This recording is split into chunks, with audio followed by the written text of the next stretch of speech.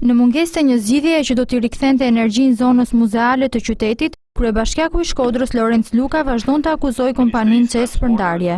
Sipas Lukës, kompania jo vetëm është duke penguar investimet në kryeqendrën e Veriut, por edhe po i dëmton ato. Ajo ndal konkretisht tek rasti unazës lindore, autostradës Shkodër-Hani Hotit dhe pedonales së Gjuhadolit.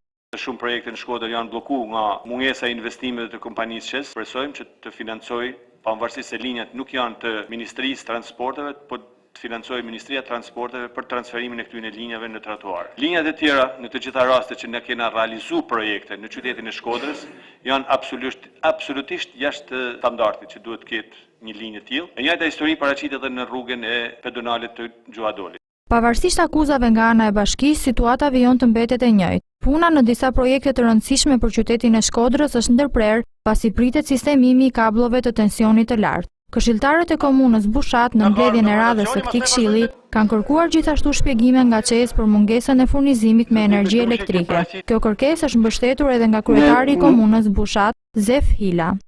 Çdo gjë po mbetet vetëm në letër.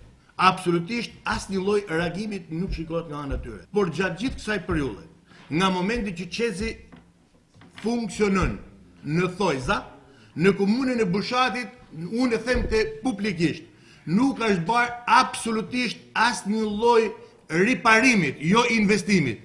Në komunën e Bushatit numërohen rreth 5000 abonentë, ndërkohë që në këtë shifër përfshihen edhe rreth 300 biznese, të cilët vuajnë më shumë se kushdo tjetër mungesën e energjisë dhe rrezikojnë falimentin.